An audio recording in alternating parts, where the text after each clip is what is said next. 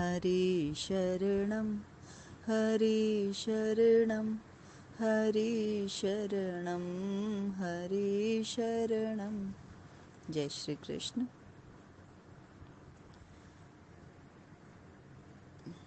शुद्ध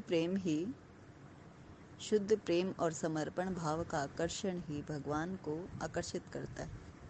समर्पण ही सबसे पहली अवस्था है कि नतमस्तक होकर ही भगवान की ओर चला जा सकता है। जैसे एक भक्त था, उसने एक संत का पद सुना कि नयन हमारे अटके श्री बिहारी जी के चरण कमल में, नयन हमारे अटके। बार बार उस पद को सुनने से उसका इतना उन संत की वाणी इतनी मीठी और मधुर थी कि वो भक्त के मन में वो बस गई और वो कुछ देर तक उसको गुनगुनाते हुए चलने लगा। घर पहुंचा तो वो भूल गया और गाने लगा, नयन बिहारी जी के अटके हमारे चरण कमल में। उल्टा गाने लगा, बिहारी जी ठहरे बिहारी जी, उनके चरण कमल इतने प्यारे कि नज़र ना हटे, नयन मानो अटक ही जाते हैं। पर वो कह रहा था कि बिहारी जी के नयन हमारे चरण कमल में अटक गए। कृष्ण का क्या था, वो तो भक्त के उल्टे गाने पर भी रीझ जाते हैं। उसने 11 बार ये पंक्ति गाई और बिहारी जी साक्षात प्रकट हो गए। बिहारी जी बोले, भैया एक से एक भक्त हुए मेरे, पर तुम जैसा भक्त मिलना बहुत मुश्किल है। लोगों के नयन हमारे चरणों में अटकते हैं, पर तुमने तो हमारे नयन अपने चरणों में अटका लिए। फिर दर्शन देने कैसे ना आता। भक्त तो अपनी सुध-बुध खो गया और प्रेम की अवस्था प्रकट हो गई। रुद्रकंठ से कृष्ण की स्तुति करने लगा। तो भाव ये है कि सरलता हो, निर्मलता हो तो आप कुछ भी गाएं, कैसे भी गाएं, शब्द आपके कुछ भी हो, वो महत्व नहीं रखता। आपका भाव कैसा है, जितना शुद्ध पवित्रता और निर्मलता से आप ईश्वर को अपनी बात कहते हैं, भजन गाते हैं, नृत्य करते हैं, गायन करते हैं, जितनी निर्मलता आपके भीतर होती है उतना ही कृष्ण से प्रेम हो जाता है। महत्वपूर्ण है निर्मल होना। रामचरितमानस में श्री तुलसीदास जी कहते हैं, निर्मल मन जन जेहि मोहि भावा, मोहे छल कपट छिद्र न भावा।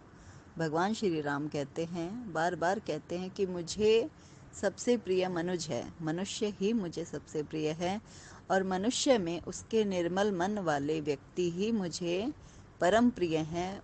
मैं उनके हृदय में नित्य निवास करता हूँ और उन्हें अपनी भक्ति प्रदान करता हूँ। क्योंकि जब तक, चाहे आप कितना भी शास्त्र पढ़ो, ग्रंथ पढ़ो, सत्संग करो, भजन करो, कुछ भी आप करो, जब तक छल कपट रखकर भीतर आप छल कपट रखकर अगर आप भजन कर रहे हैं, साधन कर रहे हैं, तो भी वो कुछ उससे आपको लाभ नहीं होने वाला। जब तक मन निर्मल होगा तो मन चंगा तो कठौती में गंगा। मतलब रैदास जी के जो चमड़ा धोने का पात्र था उसमें भी गंगा जी प्रकट हो गई, क्योंकि मन निर्मल था, भाव शुद्ध था। मीरा का भाव शुद्ध था। शुद्ध भाव और निर्मल प्रेम ने ही सदा परम प्रेम को पाया, परम कृष्ण को पाया और कृष्ण तत्व को समझा और कृष्ण का होकर उन्हीं में भक्तलीन हो गया। और आज भी हम सभी संतों को और भक्तों को याद करते हैं, क्योंकि उनका मन निर्मल था, उनका समर्पण शुद्ध था, उनकी प्रभु में भक्ति प्योर थी।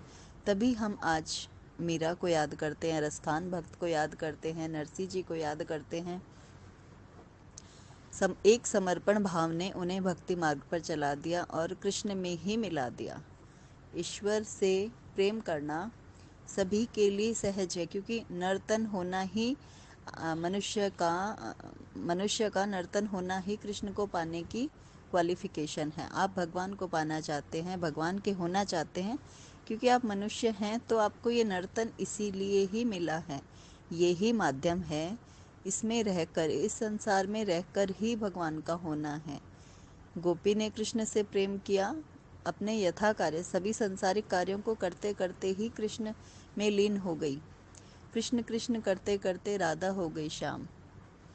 कृष्ण कृष्ण हरे कृष्ण का मंत्र जप करते करते मनुष्य की चित्त व्यवस्था सिर्फ कृष्ण का ही नाम जप में लग जाती है। कोई भी आप शास्त्र ग्रंथ पढ़ें, कोई भी साधन करें, कोई भी मंदिर जाएं, तीर्थ करें, उपवास करें, कुछ भी करें, लेकिन जब यदि आप नित्य सतत नाम स्मरण कर रहे हैं तो उससे बड़ा कोई साधन नहीं। हर वक्त आपके चित्त में कृष्ण लीला चिंतन, कृष्ण का नाम जप सतत चलता रहे। आपकी जो श्वास की माला भगवान ने आपको दी है, एक एक श्वास जो प्रभु ने हमको दी है, उस श्वास को ही माला बना लीजिए और हर आती जाती श्वास के साथ कृष्ण ही भीतर आए, कृष्ण ही बाहर जाए, कृष्ण ही भीतर आए, कृष्ण ही बाहर जाए। उससे एक अद्भुत आनंद की अवस्था होती है और उसे उस प्रेम की अवस्था को प्रेमी ही जान सकता है, क्योंकि जब आप उस कार्य को स्वयं करेंगे तब ही आपको बोध होगा कि उसमें कितना आनंद आता है, कितना हृदय सरल होने लगता है, कितने हमारे विकार मिटने लगते हैं और पूर्व जन्म से संचित पाप कर्म आदि भौतिक दैविक जो भी हमारे ऊपर प्रारब्ध होते हैं सभी नष्ट होने लगते हैं, कम होने लगते हैं। प्रारब्ध तो भोग कर ही कटते हैं, लेकिन उनका जो ताप है वो कम हो जाता है, उनका फील कम होता है। किसी भी तरह का जो भी आपको दुख तकलीफ प्रतिकूलता मिलती है जीवन में, नाम स्मरण से सभी काम बोझ कम हो जाता है। जीवन में वजन कम होकर भजन बढ़ने लगे तो जीव का कल्याण होता है और कृष्ण प्रेम की प्राप्ति होती है। जय श्री कृष्ण।